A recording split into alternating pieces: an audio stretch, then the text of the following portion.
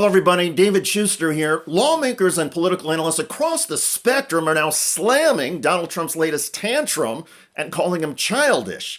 The story involves Canada. During the Major League Baseball playoffs and World Series, the province of Ontario aired a television ad criticizing tariffs and featuring a 1987 radio address by U.S. President Ronald Reagan. High tariffs inevitably lead to retaliation by foreign countries and the triggering of fierce trade wars. Then the worst happens. Markets shrink and collapse, businesses and industries shut down, and millions of people lose their jobs. America's jobs and growth are at stake. Donald Trump went berserk. He slammed the ad and imposed an additional 10% tariff on Canadian goods. Yes, Trump raised tariff prices because of a television commercial Trump didn't like. Trump also made demands on a social media platform. Here's the reporting from MSNBC. Trump said the ad, which first aired during the American League Championship Series last week, was a, quote, fraud and a hostile act. And he accused Ontario of misrepresenting Reagan's stance. However, as we've been taking pains to note, the audio used in the ad was authentic, and minor edits to Reagan's original 1987 address simply did not alter the substance of his remarks, which were highly critical of the consequences of tariffs. The speech was explaining his decision to impose duties on Japanese goods. Ontario Premier Doug Ford pledged in a social media post to pull the ad after the weekend, with it still airing in the United States during the first two World Series games, Friday and Saturday, games that, of course, just happened to be played in Toronto. Trump suspended months-long trade talks with Canada, the U.S.'s second-largest trading partner, on Thursday night because of that ad. That's right. Trump also canceled trade negotiations with Canada because of the ad, in addition to imposing the additional tariffs. Sounds immature and childish, right? Like a toddler who gets handed vegetables instead of ice cream and starts wailing. Well, Donald Trump's Treasury Secretary Scott Bessent tried to defend Trump's approach on NBC's Meet the Press. Watch that, and then you will hear political analyst Sam Stein and Will Saletan on the Bulwark podcast. It's psyops. Why would the government of Ontario, I'm told that they have spent or were planning to spend up to $75 million on these ads to come across the U.S. border. So what was the purpose of that other than to sway public opinion? And, it's some kind of propaganda. It's unreal. Like, honestly, when I saw that Trump had done it, I did a double take. Like, you literally are going to raise tariffs on an entire country because you saw an ad and you didn't like it? I mean, this is just the most childish crap. I cannot believe it happened. And yet I can believe it, actually. All right, so Bessent's version of this, propaganda. Yeah. PSYOPs. Like, people don't know, PSYOPs means psychological operations. It's like a wartime thing. The evil enemy, the Japanese, the Germans, whatever, like they're doing PSYOPs on us. This is Canada. But there is something about Canada, America's #1 trading partner, that has always gotten under Donald Trump's skin.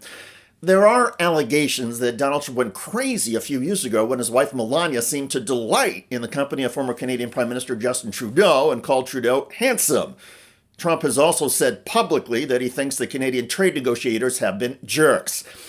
Trump thinks somebody else he's dealing with is a jerk. I know, the projection is surreal. Anyway, Trump's meltdown over the Canadian ad comes at a crucial time and is poised to ruin Donald Trump's argument over tariffs in front of the U.S. Supreme Court. The justices are hearing a case over whether Donald Trump has the authority to impose these tariffs, given the Constitution says it's Congress that has the tariff authority. Trump and his team are arguing the reason he is imposing the tariffs is because of a national emergency. However, Trump just made it perfectly clear in response to the television commercial that Trump is imposing tariffs because his feelings keep getting hurt. Here's MSNBC's Joe Scarborough. Good luck going even before this Supreme Court and arguing that these are based on emergencies. Everything is an emergency this term with Donald Trump. And, an emergency because of an ad that quotes Ronald Reagan accurately and his views on tariffs. That's an emergency? No, I don't think so. Not having China move along the way he wants on a geopolitical disagreement regarding a war in Russia, that's an economic emergency that requires 130%. No, not at all. I mean, the emergency argument has always been specious at best. Now it's just been laid bare, especially with what happened over the past couple days. Even the conservative Wall Street Journal editorial page is bashing Trump over all of this. In an op-ed, the Journal wrote, Mr. Trump is wrong about the Reagan speech, and he was wrong when he said on social media that Ronald Reagan loved tariffs for purposes of national security and the economy. The Gipper was a free trader. The Journal added, Mr. Trump has been fortunate that his tariffs haven't triggered much retaliation, which has spared us from a global trade war, but the tariffs are doing economic damage by raising costs for consumers and businesses. And never mind the economic cost, Donald Trump's particular squabble with Canada is putting Trump on the wrong side of the American people. As CNN reports, Americans like Canada much more than they like Donald Trump. Canada is far more popular than Donald Trump is here in the United States. Look at this. The net popularity rating of Canada is plus 49 percentage points. Look at the net popularity rating of Donald Trump here in the United States. It's minus 10. We're talking about Canada coming out nearly 60 points ahead on the net popularity rating versus Donald Trump here in the United States. When you pick on Canada as a United States president, you are picking on a country that the American people adore. They adore Canada. Canada has always been a friend to the United States, at least during our lifetimes. And when you're going after Canada, you are going against someone who is far more popular than you are with Donald Trump. But life in America and around the globe is a bit different, of course, thanks to Donald Trump. And Trump has proven yet again that he is thin-skinned, obsessed with things on television, sensitive to getting needled by Canada, and has no long-term strategy or approach. Everything is about Trump's immediate feelings, as the Supreme Court has just been shown. In other words, look for Donald Trump to lose this tariff argument at the Supreme Court. Canada set the bait. Trump couldn't resist and walked right into it. And now, in front of the Supreme Court, Donald Trump is trapped. Hey, Canada, well played. By the way, a UFC star just turned against Donald Trump and is calling Trump the Antichrist. Yeah, I do think that Donald Trump is that beast of Revelation 13:3. Yeah, go read it.